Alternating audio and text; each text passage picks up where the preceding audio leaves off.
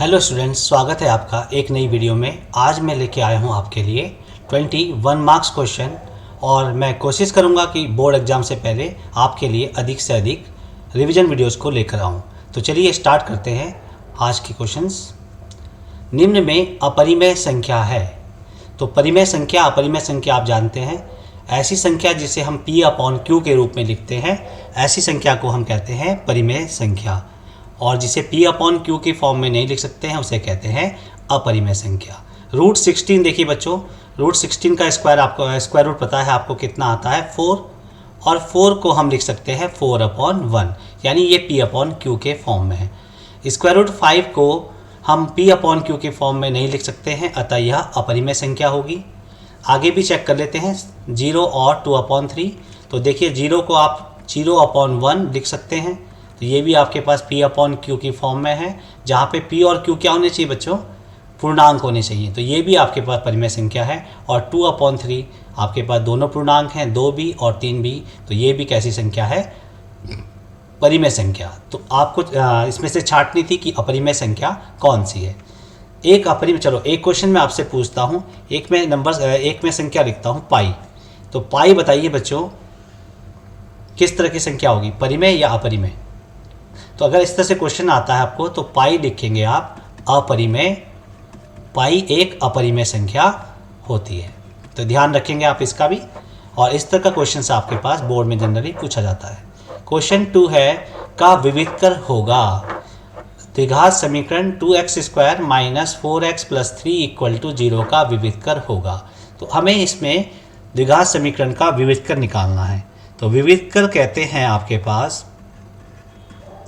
विविधकर निकालने के लिए विविधकर कहते हैं हम b² - 4ac के मान को हम कहते हैं विविधकर। डिस्क्रिमिनेंट कहते हैं अंग्रेजी में, आप d से भी आप इसे दिखा सकते हैं। b की वैल्यू देखेंगे आप, देखिए इसे अगर हम ax² + bx + c = 0 से तुलना करें तो ये द्विघात समीकरण की पास हमारे पास मिलता है a = 2 और b की वैल्यू यहाँ पे कितनी है -4 और c की वैल्यू है कितनी 3। तो b की वैल्यू आप प्लेस कर देंगे -4, स्क्वायर है तो स्क्वायर लगा देंगे, -4 × a की वैल्यू आप प्लेस करेंगे 2 और c की वैल्यू हमारे पास कितनी है 3। c की वैल्यू ये आ गई और आप स्क्वायर कर देंगे। देखिए स्क्वायर किसी भी नंबर का क्या होता है, पॉजिटिव होता है। -4 का स्क्वायर आ गया 16, -4 की गुना करिए 2 से 8, 8 की गुना 3 से कर देंगे, कितना आ जाएगा 24। अब बच्चों यहाँ पे देखिए एक नंबर है आपके पास पॉजिटिव, एक नंबर है नेगेटिव। तो आपने सीखा होगा कि अगर नंबर के साइन क्या है, अनलाइक साइन है, यानी अलग अलग साइन है, तो नंबर को हम क्या कर देते हैं सब्ट्रैक्ट। 24 में से अगर आप 16 सब्ट्रैक्ट करेंगे तो कितना आएगा 8। और जब सब्ट्रैक्ट करते हैं यानी घटाते हैं तो चिन्ह आता है बड़ी वाली संख्या का। तो यहाँ पे बड़ी संख्या क्या है -24, तो यहाँ पे साइन आएगा माइनस का और आपका आंसर हो जाएगा -8। क्वेश्चन नंबर 3, सबसे छोटी अभाज्य व सबसे छोटी भाज्य संख्या का मौसा यानी एचसीएफ होगा। तो सबसे पहले आप सबसे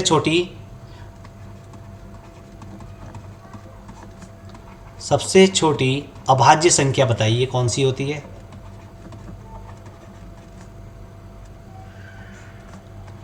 सबसे छोटी अभाज्य संख्या यानी जिस संख्या में केवल अपना और एक का भाग जाता है, तो या जिस संख्या के केवल 2 गुणनखंड होते हैं वह संख्या अभाज्य संख्या होगी।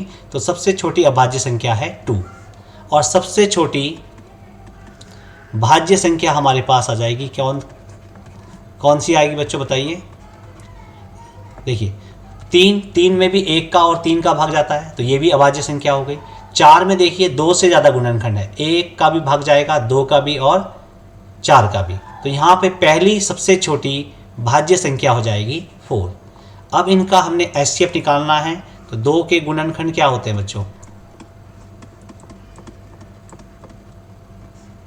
2 के गुणनखंड हो जाएंगे 2 × 1 कर दीजिए, और 4 के गुणनखंड हो जाएंगे आपके पास 2 × 2। तो एचसीएफ निकालने में, या आप इसे 2 की पावर 2 भी लिख सकते हैं, इस फॉर्म में भी लिख सकते हैं आप। तो एचसीएफ निकालने में मौसा या एचसीएफ किस तरह से निकलता है, आप सबसे पहले देखिए इनमें उभयनिष्ठ गुणनखंड क्या क्या है। तो यहाँ पे गुणनखंड 2 है, यहाँ पे 2 की घात 1 है और यहाँ पे 2 की घात 2 है। तो पहले देखिए उभयनिष्ठ गुणनखंड दोनों में कौन है, 2 है। और लीस्ट वाली पावर देखिए, उभयनिष्ठ गुणनखंड और कम वाली घात जो है, यहाँ पे घात 1 है, यहाँ पे घात 2 है, तो कम वाली घात ही आपका एचसीएफ होगा। तो यहाँ पे 2 की पावर 1 आएगा, यानी कि 2 ही आ जाएगा। तो इन दोनों का एचसीएफ कितना आ जाएगा बच्चों, 2 आ जाएगा। नेक्स्ट क्वेश्चन देखिए, 4x square minus 7x plus 10 में शून्यकों, यहाँ पे है शून्यकों का योग है। तो ये चैप्टर आपके पास सेकंड चैप्टर का क्वेश्चन है और इस पे आपके पास फॉर्मूला भी होता है। शून्यकों का योग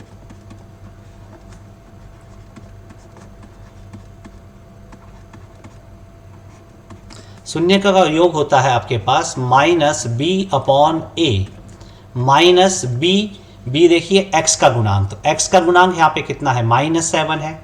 तो b की वैल्यू यहाँ पे प्लेस करेंगे -7 और a देखिए यहाँ पे a है x स्क्वायर का गुणांक, तो x स्क्वायर का गुणांक कौन है यहाँ पे 4, तो यहाँ पे रख देंगे a की वैल्यू रख देंगे 4। तो माइनस इंटू माइनस अगर आपके पास सॉल्व करेंगे तो कितना आ जाएगा, +7 आ जाएगा और अपॉन 4। तो यहाँ पे इनके शून्यकों का योग होगा -7/4। क्वेश्चन इस तरह से भी आ सकता है कि शून्यकों का गुणनफल क्या होगा।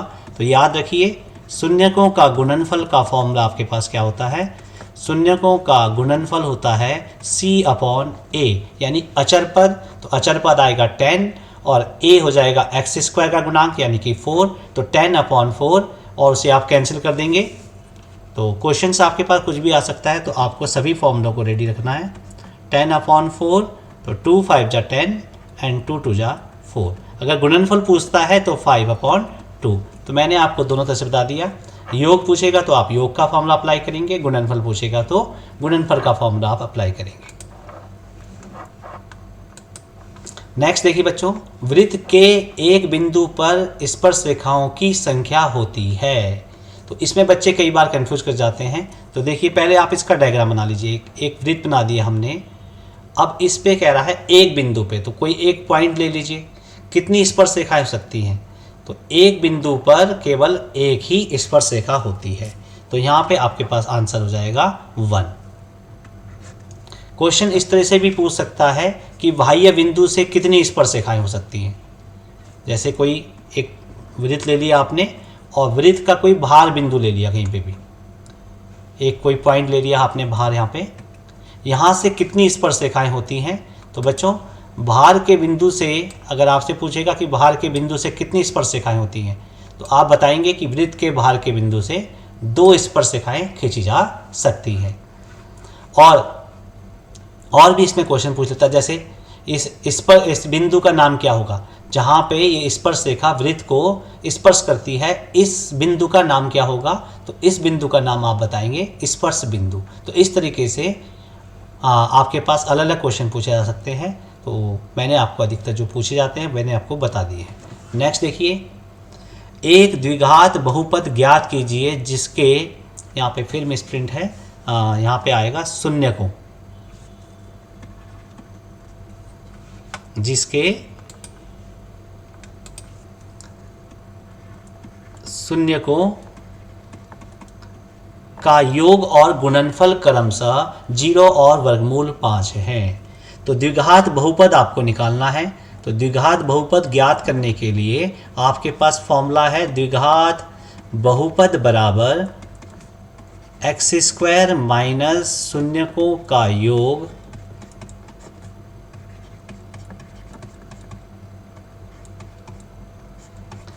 इंटू x प्लस शून्यकों का गुणनफल।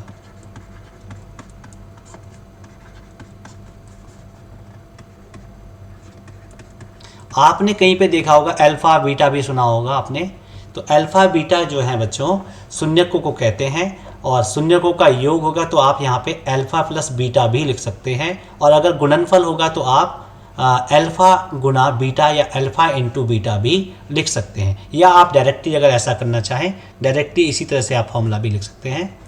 तो जैसे भी आप करते हैं उसी के अकॉर्डिंग करिए। माइनस शून्यकों का योग, तो देखिए बच्चों शून्यकों का योग और गुणनफल क्रमशः। क्रमशः का मतलब है कि जो चीज़ पहले आई है वो पहले है और जो चीज़ बाद में आई है वो बाद में है। देखिए शून्यकों का योग पहले आया है और शून्यकों का योग इसका मतलब कितना हुआ 0, और शून्यकों का गुणनफल वर्गमूल 5 है। तो इनकी वैल्यू रख देंगे आप। शून्यकों का योग हो गया कितना बच्चों 0 इंटू एक्स प्लस शून्यकों का गुणनफल कितना है वर्गमूल 5। तो यहाँ पे आप रख देंगे वर्गमूल 5। देखिए शून्यकों के योग की जगह आपने रखा 0, x की जगह रखा x और शून्यकों के गुणनफल की जगह रखा आपने वर्गमूल 5। अब जिसे सॉल्व कर लीजिए, एक्स स्क्वायर माइनस 0x का मतलब 0 इंटू एक्स 0 हो जाएगा प्लस स्क्वायर रूट 5, और 0 को आप हटा सकते हैं तो एक्स स्क्वायर प्लस वर्गमूल 5 ये हो जाएगा आपके पास द्विघात बहुपद जो आपने निकालना था। क्वेश्चन नंबर 7, समांतर श्रेणी 3, 1, -1, -3 के लिए प्रथम पद और सार्वंतर ज्ञात कीजिए तथा अगले 3 पद लिखिए। तो बच्चों ये एक समांतर श्रेणी है। समांतर श्रेणी आपने सुना होगा या पढ़ा होगा आपने कि संख्याओं की ऐसी सूची है जिसमें अगला पद एक निश्चित संख्या जोड़ने पर आता है। तो यहाँ पे देखिए उस निश्चित संख्या को आप सार्वंतर कहते हैं। तो यहाँ पे आपके दो चीज़ ढूंढनी है, प्रथम पद। तो प्रथम पद आपको दिख रहा होगा, देखिए यहाँ पे पहला पद कौन है 3। पहले पद को आप a से डिनोट करते हैं, या जब आपके पास a1 a2 इस तरह से पहला दूसरे तीसरे पद को भी आप a3 इस तरह से भी रिप्रेजेंट कर सकते हैं।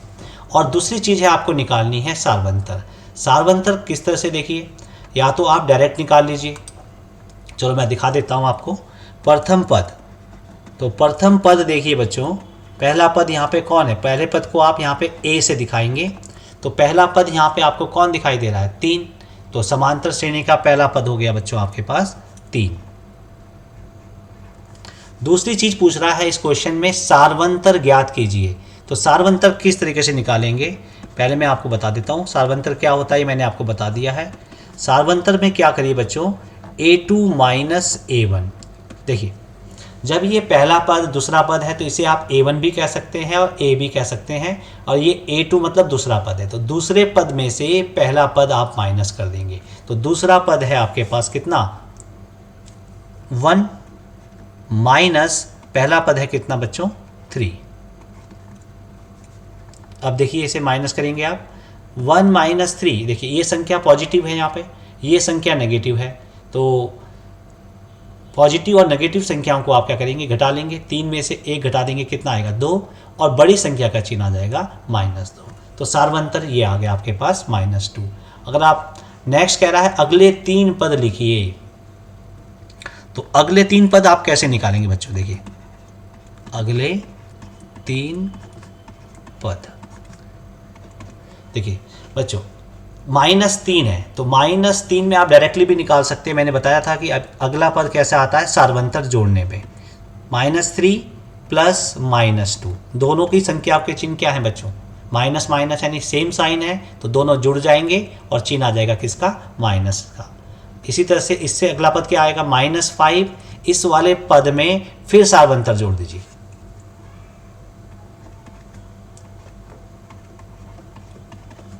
ये आ जाएगा बच्चों -7। फिर देखिए -7 में फिर आप सार्वंतर जोड़ दीजिए,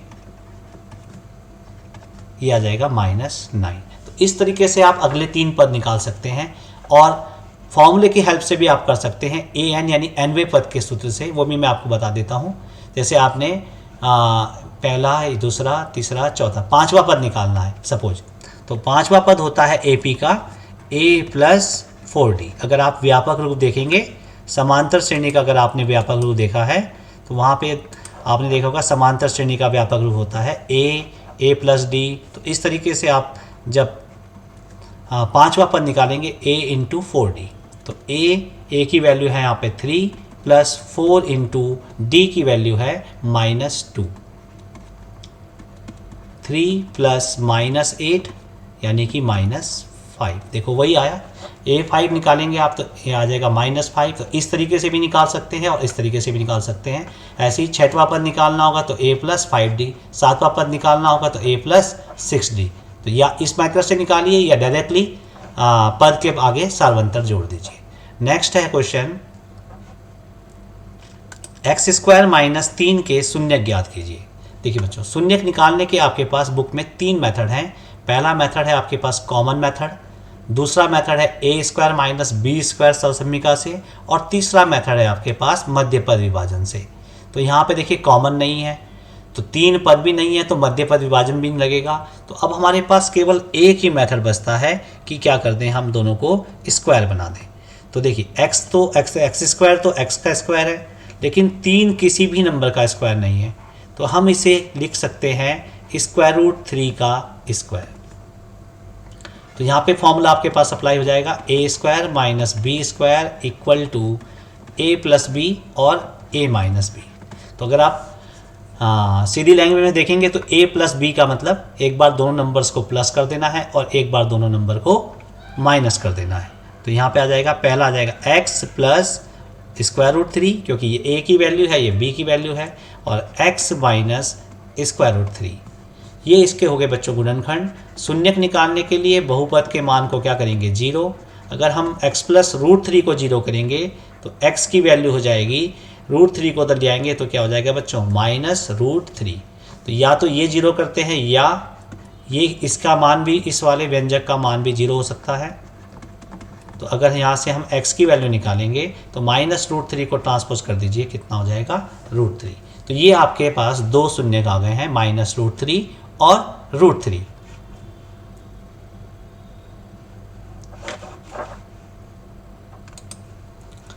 क्वेश्चन नंबर 9, sin a = 12/13, तो cos a और tan a के मान ज्ञात करें। तो बच्चों ये ट्रिग्नोमेट्री का त्रिकोणमितीय अनुपात पर आधारित क्वेश्चन है। तो सबसे पहले इसमें आप एक ट्रायंगल बना दीजिए, राइट एंगल ट्रायंगल, और कुछ भी नाम दे दीजिए। कोशिश करिए कि जैसे sin a है तो a वाले एंगल को आप क्या करेंगे, नीचे रखेंगे। इससे क्या होगा, आपके पास बेस यानी a यहाँ पे रख देंगे आपके पास, b, और ये आप एक सबसे पहले एक राइट एंगल ट्रायंगल बना देंगे ABC। अब यहाँ पे देखिए बच्चों, sin a किस किस भुजाओं का अनुपात होता है, ये आपने पढ़ा होगा किताब में, फॉर्मूले आपने जब पढ़े होंगे ट्रिग्नोमेट्री में। तो देखो sin a होता है ये वाली भुजा आपके पास, इस भुजा को आप क्या कहते हैं बच्चों, लंब, और इस भुजा का यानी कि इसे कहते हैं कर्ण।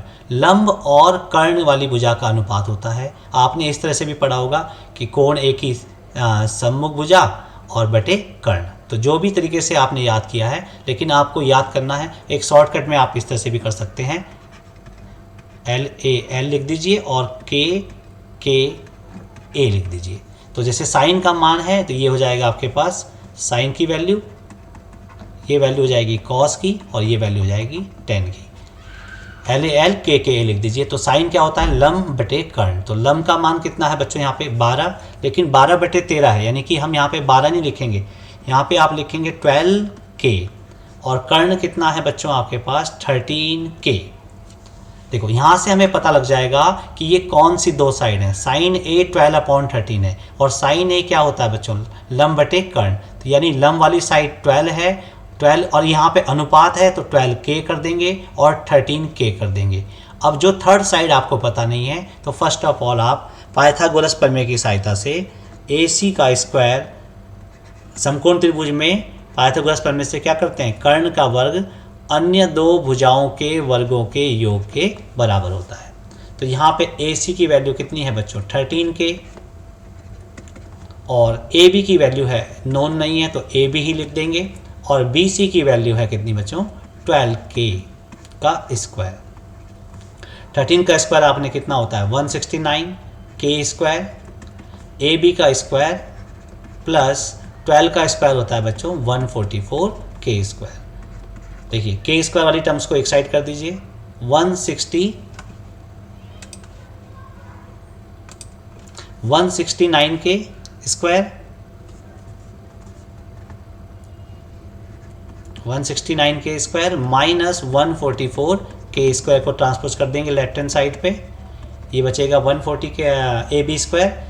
169 में से 144 माइनस करिए, 9 माइनस 4 5 और 6 माइनस 4 कितना आ जाएगा बच्चों 2 एंड 1 माइनस 1 0। तो ये आ जाएगा 25 के square equal to a b square.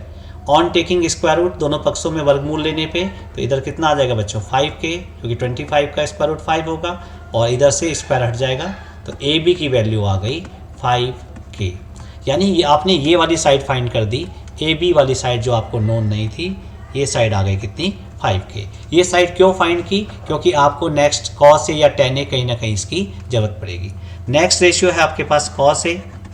cos ए देखिए बच्चों क्या होता है आधार बटे कर्ण, तो यहाँ पे आधार कौन कहलाएगा बच्चों। देखिए मैंने इसलिए आपको कहा था कि जैसे साइन ए दे रखा है तो ये वाला एंगल जहाँ पे एंगल बनेगा वो साइड आपकी आधार कहलाएगी।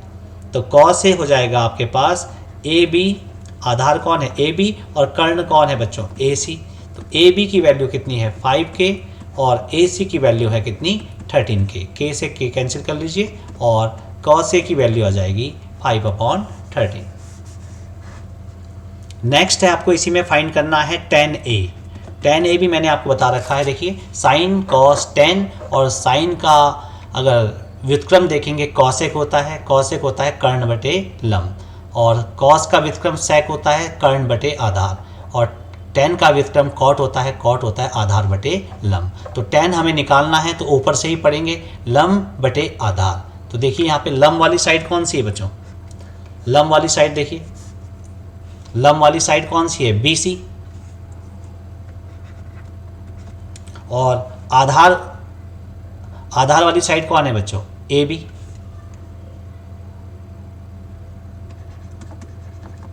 तो BC की वैल्यू आ गई बच्चों आपके पास 5k और AB की वैल्यू कितनी है, सॉरी BC की वैल्यू है आपके पास 12k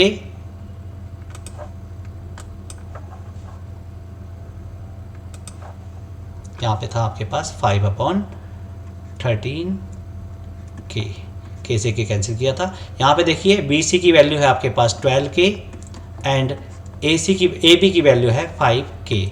k से k कैंसिल कर देंगे तो यहाँ पे आ जाएगा 12/5। तो इस तरीके से आप त्रिकोणमितीय अनुपातों को निकाल सकते हैं जो आपने ज्ञात करने हैं। नेक्स्ट देखिए किसी बंटन का माध्यक ज्ञात कीजिए यदि इसका माध्य और बहुलक क्रमशः 100 और 70 है। तो देखिए क्वेश्चन को ध्यान से पढ़िए, माध्यक ज्ञात करना है और माध्य और बहुलक दोनों दे रखे हैं। तो एक आपके पास इन तीनों में रिलेशनशिप है, एक बार बोर्ड ने पूछा था कि तीनों में रिलेशनशिप बताइए, तो इस तरह से भी क्वेश्चन पूछा गया था। बहुलक बराबर क्या होता है बच्चों 3 गुना माध्यक माइनस 2 गुना माध्य। ये माध्यक और बहुलक में संबंध है, इसे आप संबंध भी कह सकते हैं और इसे आप फॉर्मूले की तरह भी यूज कर सकते हैं यहाँ पे। तो यहाँ पे देखिए बहुलक, माध्य और बहुलक क्रमशः 100 और 70 हैं। तो माध्य कितना है 100 और बहुलक कितना है 70। तो पहले आप बहुलक की वैल्यू रख दीजिए, यहाँ पे कितनी आ गई 70 इक्वल टू 3 गुना माध्यक आपको ज्ञात करना है माइनस 2 गुना माध्य आपके पास दे रखा है। देखिए माध्य कितना है बच्चों 100, तो माध्य की वैल्यू रख दीजिए कितनी आ गई 100। 70 इक्वल टू सबसे पहले मल्टीप्लाई कर देंगे 3 गुना माध्यक, ये ऐसे ही रहेगा, माइनस 100 की गुना कर दीजिए 2 से, कितना हो जाएगा 200।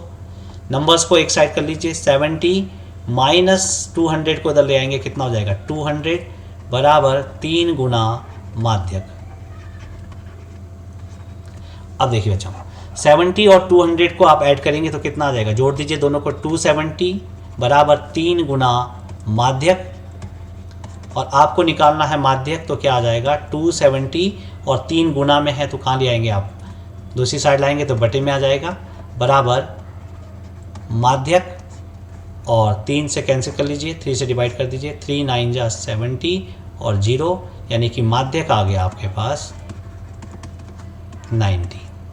तो इन बंटन का माध्यक आ गया 90। तो इस तरह से इस रिलेशनशिप में कोई भी 2 टर्म्स दे करके तीसरी टर्म्स पूछ लेता है तो आपको ये फॉर्मूला अप्लाई करना है और जो जो वैल्यू दे रखी है वहाँ पे प्लेस करके जो थर्ड टर्म निकालनी है उसकी वैल्यू को आप निकाल सकते हैं। नेक्स्ट देखिए क्वेश्चन बच्चों, निम्न सारणी में x व y के मान ज्ञात कीजिए। तो ये सारणी आपने कहीं सांख्यिकी वाले चैप्टर में देखी होगी, पद बारंबारता और ये देखिए संचय बारंबारता। ये वर्ड आपने सुना होगा। संचय का मतलब, इसे संचय मतलब इकट्ठा करना किसी चीज़ को। तो जैसे आपके पास पद तो आपके पास 2 है, बारंबारताओं को इकट्ठा करना, संचय बारंबारता मतलब बारंबारताओं को आपने इकट्ठा करना है। 6 आपके पास बारंबारता है तो आपने कलेक्ट की कितनी हो गई 6। अब आपके पास 20 बारंबारता है, तो देखिए 6 आपके पास पहले से थी और 20, तो ये सेम ऐसे ही है जैसे आपके पास गुल्लक में पैसे कलेक्ट करने हैं आपने। तो 6 रुपीज़ आपके पास आए, 6 रुपीज़ आपके पास हो गए।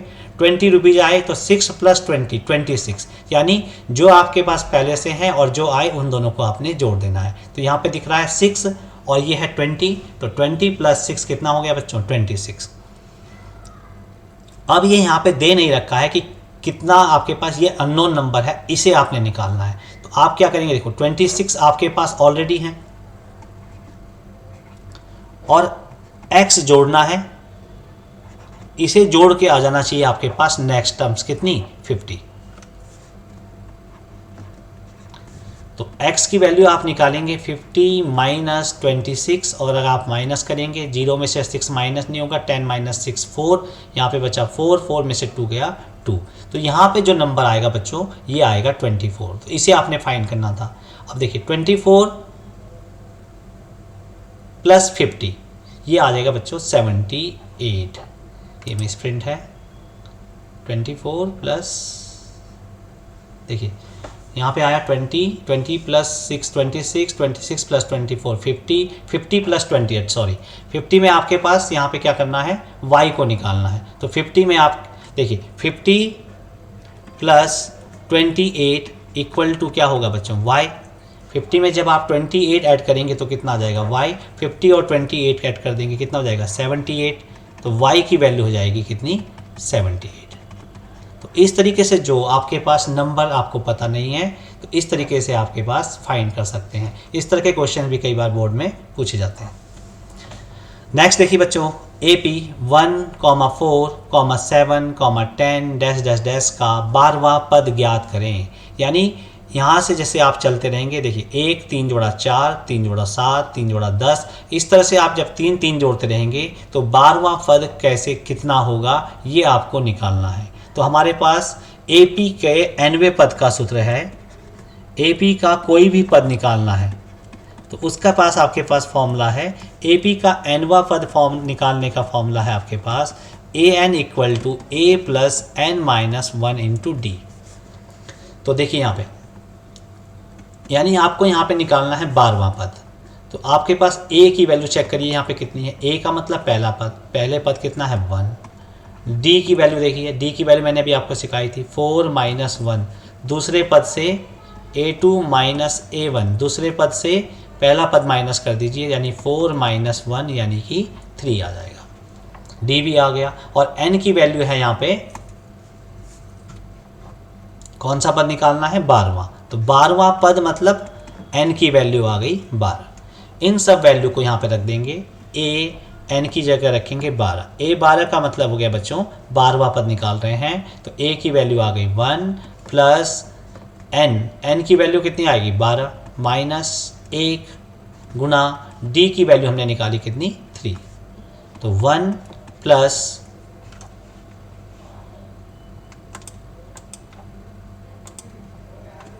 = 1 + सबसे पहले ब्रैकेट को सॉल्व करेंगे, 12 में से 1 माइनस करेंगे कितना हो जाएगा 11 गुना 3। अब कई बच्चे यहाँ पे पहले जोड़ देते हैं, नहीं बच्चों पहले आपके पास बॉड मास रूल है, पहले आप मल्टीप्लाई करेंगे 11 × 3 = 33 और तब जोड़ेंगे आप। तो AP का इस तरह से हमने, जब हम 12वां पद देखेंगे तो वो 12वां पद आएगा आपके पास 34।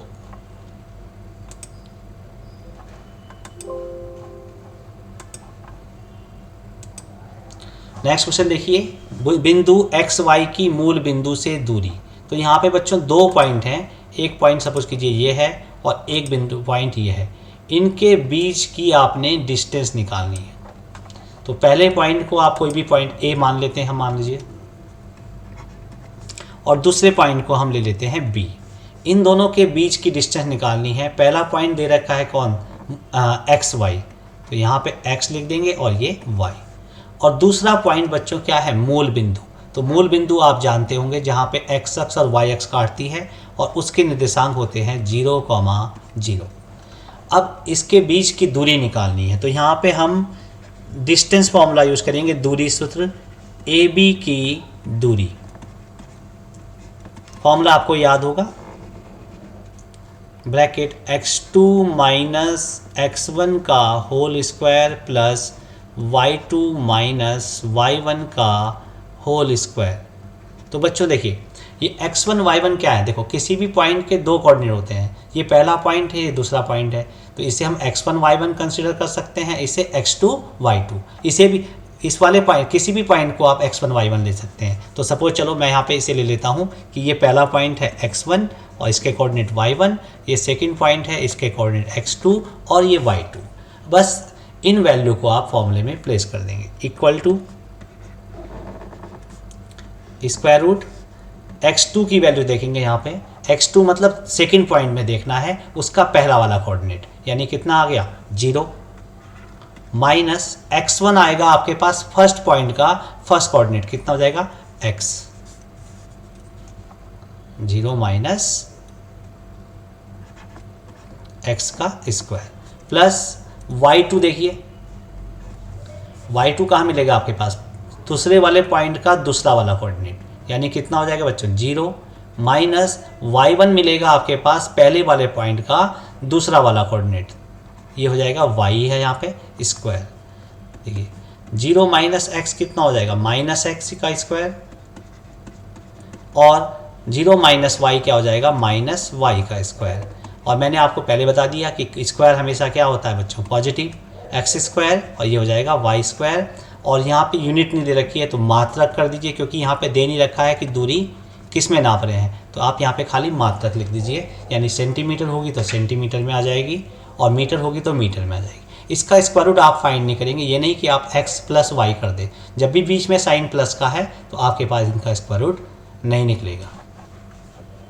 नेक्स्ट क्वेश्चन देखिए, यदि द्विघात समीकरण x square minus 2kx minus 6 equal to 0 का एक मूल दे रखा है x इक्वल टू 3, तो k का मान निकालना है। तो बच्चों देखिए यहाँ पे एक नंबर है k, इसे आपने निकालना है, और एक मूल दे रखा है, तो जो मूल है वो हमेशा समीकरण को सेटिस्फाइड करता है। सेटिस्फाइड का मतलब अगर हम वैल्यू को रखेंगे, x की वैल्यू 3 रखेंगे तो ये इसे संतुष्ट करे। तो हम x बराबर 3 समीकरण में x बराबर 3 रखने पर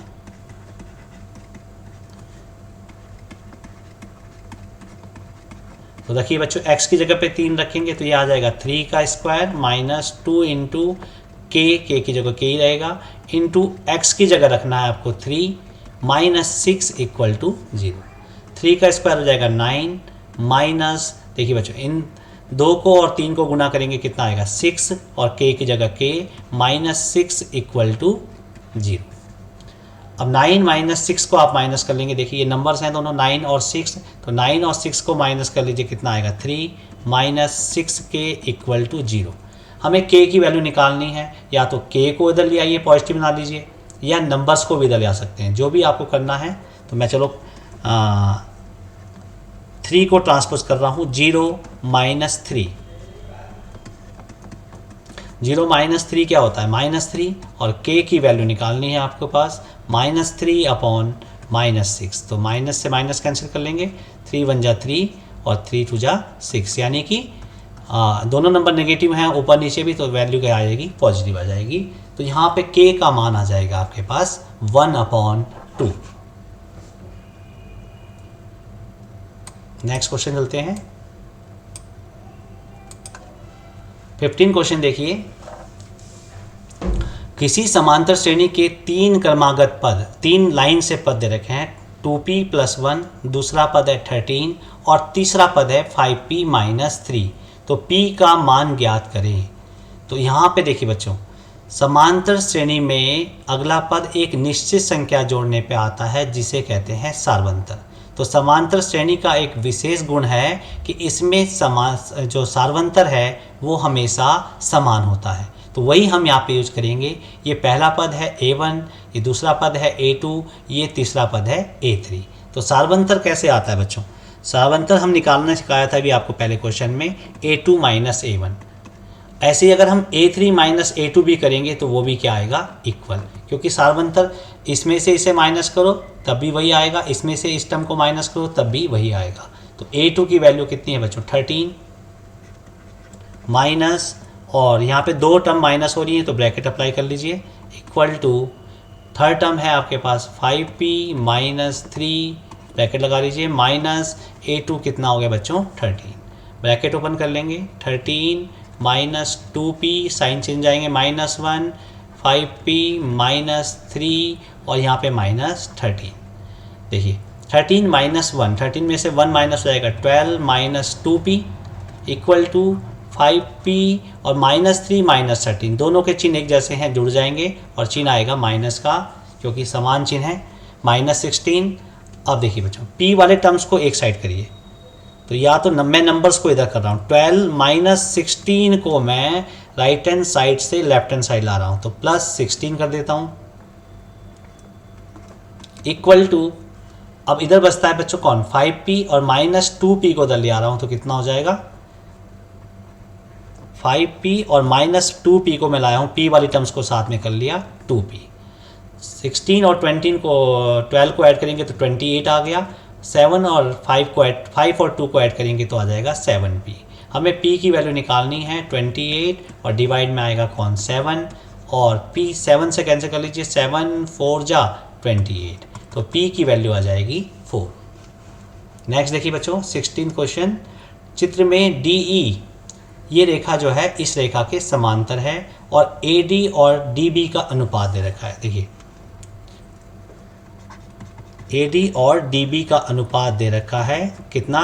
2/3, और एक साइड और दे रखी है कौन? EC साइड दे रखी है 6 सेंटीमीटर।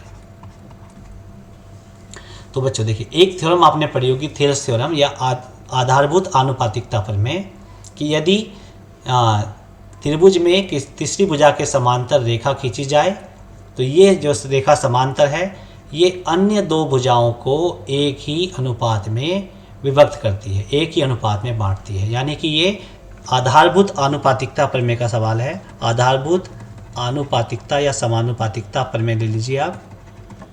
तो क्या होता है बच्चों, उसमें इनका अनुपात समान होता है, यानी कि AD और DB का रेशियो अनुपात किसके इक्वल होगा? AE और EC के अनुपात के। तो यही हम यहाँ पे लिख देंगे, AD/DB बराबर AE/EC। वैल्यू प्लेस कर दीजिए, AD/DB दे रखा है रेशियो इनका 2/3, और AE हमारे पास दे नहीं रखा है, और EC भी हमारे पास नहीं दे रखा है। तो क्या करेंगे बच्चों, इनमें से हमारे पास देखो दोनों साइड नहीं है, लेकिन EC दे रखा है, अच्छा सॉरी, तो AE हमारे पास नोन नहीं है, तो AE को हम AE लिख देंगे, EC की वैल्यू दे रखी है 6, क्रॉस मल्टीप्लाई कर देंगे, A की गुना हो जाएगी 2 की गुना हो जाएगी 6 से, 2 × 12, और 3 की गुना हो जाएगी AE से, 3 गुना AE। तो हमें AE की वैल्यू निकालनी है 12, और 3 को ले आएंगे आप डिवाइड में, गुना AE, तो 3 से आप कैंसिल कर देंगे, 3 4 जा 12, तो AE साइड आ गई आपके पास 4 सेंटीमीटर। सेंटीमीटर में दे रखा था तो आप भी सेंटीमीटर लिख देंगे। तो यह इस तरह से क्वेश्चन आएगा, जब भी समांतर रेखा, इन दोनों त्रिभुज में एक रेखा समांतर होगी तो ये AD और DB का अनुपात हमेशा AE और EC के अनुपात के इक्वल आएगा। क्वेश्चन नंबर 17, किसी समांतर श्रेणी का nवा पद है, ये x की जगह लिखेंगे आप nवा पद, xवा भी लिख सकते हैं, लेकिन फिलहाल जो क्वेश्चन में है nवा पद 2x + 3 है, इसका 15वां पद ज्ञात करें। तो श्रेणी का nवा पद को हम रिप्रेजेंट करते हैं an से।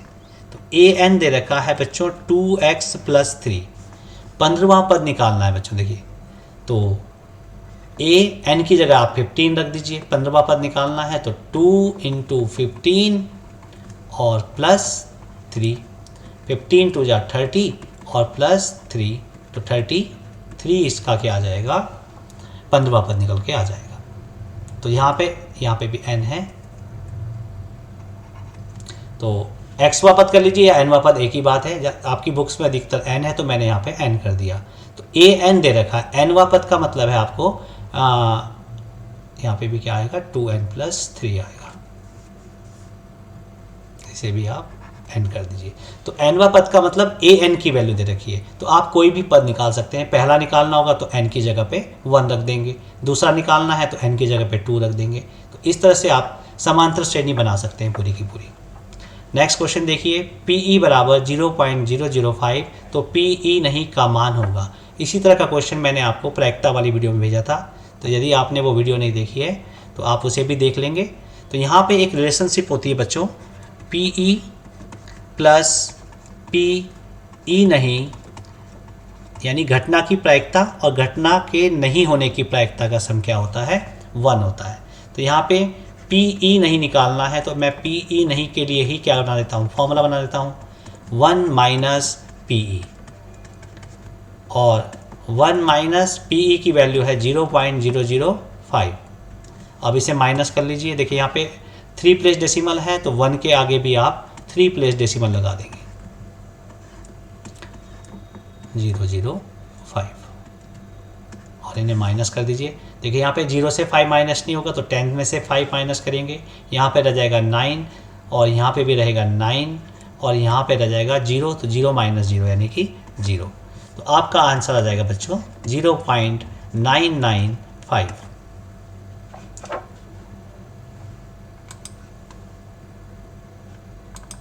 नेक्स्ट क्वेश्चन देखेंगे 19, एक बिंदु P से PA और PB स्पर्शरेखाएं 80 अंश के कोण पर झुकी हैं। तो यहाँ पे कोई बिंदु है P, यहाँ से स्पर्शरेखाएं हैं, एक स्पर्शरेखा है PA और एक स्पर्शरेखा है PB। ये बच्चों दे रखा है कि 80 डिग्री के एंगल पे झुकी है, यानी इन दोनों के बीच का कोण 80 अंश है। आपको निकालना है POA, ये वाला पॉइंट सेंटर O है, और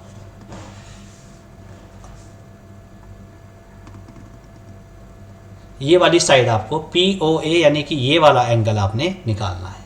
तो देखिए बच्चों कैसे निकाल सकते हैं आप इस एंगल को। तो यहाँ पे आपने सर्कल पे आपके पास 2 इंपॉर्टेंट थ्योरम है। एक तो ये त्रिज्या जो है ये स्पर्शरेखा है, इस पे लंब होती है, ये ध्यान रखिए। OA क्या है बच्चों, त्रिज्या, और लंब होगी किस पे, स्पर्शरेखा कौन है, PA। तो यहाँ पे हमारे पास एक कोण आ जाएगा, एंगल OAP, एंगल आ जाएगा कितने डिग्री का बच्चों, 90 डिग्री का। तो ये एंगल तो आ गया आपके पास 90 डिग्री। नेक्स्ट देखिए बच्चों, अगर मैं इसे भी ज्वाइन कर दूं, इस तरह से आपने एक थ्योरम सीखी होगी कि बाह्य बिंदु से स्पर्शरेखाओं की लंबाई बराबर होती है। तो वहाँ पे आपने सिद्ध किया होगा कि ये दोनों त्रिभुज क्या होते हैं, सर्वांग होते हैं। कैसे, देखिए इस त्रिभुज में ये कोण समकोण है, तो इस त्रिभुज में भी क्या है, एक प्रमेय सिद्ध करने के लिए भी आती है आपके पास, ये वाला कोण क्या है, समकोण। और ये देखिए बच्चों, समकोण के सामने की भुजा, ये 90 का एंगल है, इसके सामने की भुजा ये वाली है। इस वाले एंगल में ये 90 है, इसके सामने की भुजा क्या है, ये भी समकोण के सामने की भुजा है, इसे हम कहते हैं कर्ण। तो ये देखो इन दोनों त्रिभुजों की ये वाली भुजा क्या है, उभयनिष्ठ भुजा है। और तीसरी देखिए, त्रिज्या किसके बराबर होती है, ये त्रिज्या है, और ये भी क्या है, त्रिज्या है। देखिए समकोण बराबर समकोण, और कर्ण बराबर कर्ण, और भुजा बराबर भुजा से आप इन दोनों त्रिभुजों को सर्वांग कर सकते हैं। तो आप फिलहाल आप इसे सिद्ध भी कर सकते हैं, अगर बड़े नंबर्स में क्वेश्चन आता है तो आप इसे सिद्ध करके दिखा देंगे, नहीं तो आप डायरेक्टली, अगर 1 मार्क्स में क्वेश्चन है तो आप डायरेक्टली लिख देंगे कि ये दोनों त्रिभुज क्या हैं बच्चों, सर्वांग है किससे, RHS से, और सर्वांग त्रिभुजों के कोण बराबर होते हैं, संगत कोण बराबर होते हैं। देखिए तो ये एंगल और ये एंगल इक्वल हैं, तो हमारे देखिए हम इस ट्रायंगल को देख रहे हैं, अभी हमें ये एंगल फाइंड करना है, तो ये वाला एंगल कितना हो जाएगा, OPA। इस एंगल को निकाल लीजिए, इसलिए एंगल OPA हो जाएगा, दोनों एंगल इक्वल होंगे, यानी कि OPA क्या हो जाएगा, 180 का हाफ, यानी कि कितना डिग्री हो जाएगा बच्चों, 40 डिग्री। ये वाला एंगल कितना आ गया, 40 डिग्री। अब देखिए ट्रायंगल ओ ए पी में हम क्या करेंगे, हाँ यही कर देता हूँ मैं। ट्रायंगल ओ ए पी में देखिए बच्चों, तीनों कोणों का जोड़ कितना होगा 180, 90 एक एंगल है, एक एंगल 40 है, और थर्ड एंगल है बच्चों क्या, जो हमें फाइंड करना है, कौन सा, पी ओ ए। एंगल पी ओ ए लिख दीजिए। इन तीनों एंगल का सम कितना होगा, योग कितना होगा 180। 90 और 40 को जोड़ लीजिए, कितना हो गया 130, plus angle P O A equal to 180, angle P O A equal to 180 minus 130 that is 50 degree. तो जो एंगल हमने निकालना था वो कोण हमारे पास आ गया 50 डिग्री, पी ओ ए कोण आ गया 50 डिग्री। तो इस तरह से क्वेश्चन में आप देखिए ट्रायंगल के यूज़ से भी कर सकते हैं, कोई बच्चे इसे देखिए चतुर्भुज के प्रयोग से भी कर सकते हैं। ये 90, ये 90, ये 80 और ये चौथा वाला कोण निकाल लेंगे आप। चतुर्भुज के चारों कोणों का योग 360 होता है। ये त्रिभुज दोनों सर्वांग सम होंगे तो इस कोण को आप आधा कर सकते हैं। तो जो भी आपको मेथड अच्छा लगे उससे आप चूज कर सकते हैं। लास्ट क्वेश्चन है, एक घन का आयतन 64 सेंटीमीटर क्यूब है। बच्चों अगर आपके पास पृष्ठीय क्षेत्रफल के सवाल में जो चीज़ गिवन होती है उसका फॉर्मूला आप लगा देंगे। घन का आयतन दे रखा है तो बिना देखे पहले आप इसका फॉर्मूला लगा दीजिए।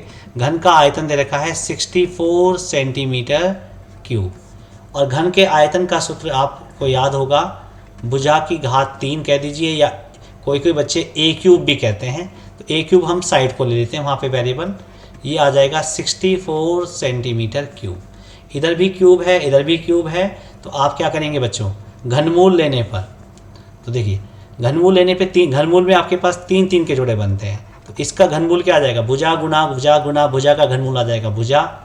और 64 किसका घन होता है, 4 चौके 16 चौके 64, तो यहाँ पे ये 4 का घन होता है, तो ये भुजा आ जाएगी आपके पास 4। जब घनमूल लेंगे तो यहाँ पे 4 के जोड़े बन जाएंगे, 4 गुना 4 गुना 4, तो 1 4 आप यहाँ पे ले लेंगे। नेक्स्ट है घन का कुल पृष्ठीय क्षेत्रफल निकालिए। तो यहाँ पे भी घन का, पहले आप बच्चों फॉर्मूले ढंग से रिवाइज कर लीजिए। घन का कुल पृष्ठीय क्षेत्रफल, इसका फॉर्मूला होता है बच्चों, देखिए घन में 6 पृष्ठ होते हैं और 6 के 6 पृष्ठ क्या होते हैं, वर्ग, और वर्ग का क्षेत्रफल होता है भुजा का वर्ग।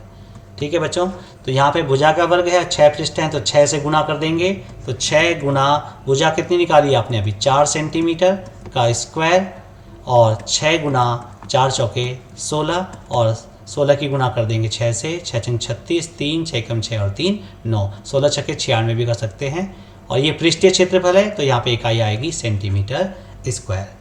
तो बच्चों आज के लिए इतना ही, होप आपको वीडियो पसंद आई होगी, और मैं जल्द ही आपके लिए 2 मार्क्स 3 मार्क्स और 6 मार्क्स के जो हैं रिवीजन क्वेश्चंस लेके आऊँगा। और आप अगर आपने चैनल सब्सक्राइब नहीं किया है तो चैनल को सब्सक्राइब कर दीजिए और बेल नोटिफिकेशन को ऑन कर दीजिए, जिससे आपको आने वाली वीडियो की अपडेट्स मिलती रहे। Thank you so much.